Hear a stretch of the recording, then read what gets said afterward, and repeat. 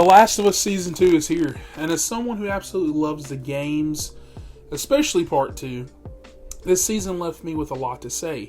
There are things that work, things that completely missed the mark, and changes that have me scratching my head, so let's talk about it. Now, real quick before I dive into Season 2, I never covered Season 1 on the channel, so here's where I stood. As a TV show, Season 1 was solid. Pedro, Pascal, and Bella Ramsey were great. The production was clean, but as an adaptation, it kind of failed for me. The biggest issue was how much time we spent away from Joel and Ellie. Episodes like the Bill and Frank one or the Kansas City storyline with Kathleen felt like filler. Yes, those were well-made episodes that a lot of people loved, but they trimmed down Joel and Ellie's arcs to the point that the action didn't even have impact that it deserved, and they also cut a lot of cool action scenes. Now look, like I stated even in my Lilo and Stitch review the other day, I don't need a one-to-one remake. I'm not that guy. But I do want a show to respect the source material and hit the emotional beats that make the story what it is. And The Last of Us Part 2 is one of my favorite games of all time, and even saying it out loud gets me heat from people who try to tell me that I'm wrong for liking it.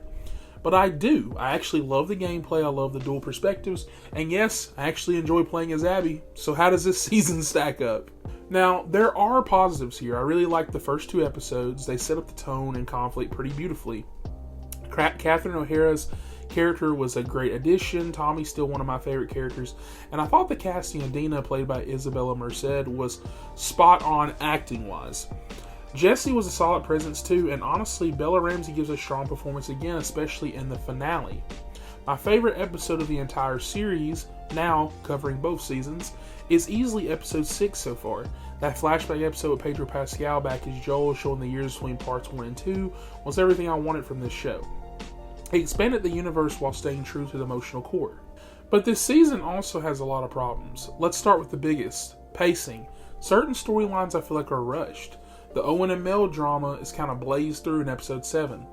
Character arcs that deserve time to breathe felt like they were jammed into 2-minute scenes. Then there's the issue of Ellie. In the game, she's colder, she's rougher, and more ruthless. She's on a revenge mission, and it shows. Here, the show softens her too much, and I feel like that's to make you like Bella Ramsey more because of the outside vocalness. They avoid making her look too unlikable and make no sense for this to be part of the story. A major example is when she finds out Dina is pregnant, her response is the cringe line, "I'm going to be a dad." And it's totally weird and undercuts the intensity of that moment from the game. It goes beyond that also. Ellie doesn't feel capable this season. She's been bitten like 4 or 5 times, it feels like, and has barely any gear and almost never fights on her own. No bow and arrow scenes like we get in the game, no classic crafting moments, and some really cool sequences from the game that we do have are kind of gone. Like the tense Sarah fight scenes that they introduced in the game, they're kind of just cut. Once again, like Season 1, how they cut the school scene. Now let's talk about Abby. I love Caitlin Dever. She's a great actress, but casting her feels like a missed opportunity. Despite her feeling like Abby, she actually does pretty good, and that's because Abby's physicality is a core part of her character. She's supposed to look like she's turned her body into a weapon out of pure rage and revenge. You could have easily found someone with that build. There are plenty of women in real life who have the look and acting chops, but they chose to reinterpret that aspect of her, and it kind of waters down her arc in a way. I've listened to interviews with Neil Druckmann and others about how the show is designed more for viewers who haven't really played the games. That is understandable because it is a TV show, and I get it. But that doesn't mean you can't be faithful and build upon the source. If anything, that's what I wanted. Not a copy and paste, but a show that gives more context, depth, and more time with characters that we've never got to fully explore. Like the Seraphites, where's the deeper dive into the culture? Their leader, for example. Hopefully we'll get that in some more seasons. Episodes 3, 4, and 5 really dragged for me. Just like Season 1, they devoted time to characters I didn't really care about or didn't get enough time to care about.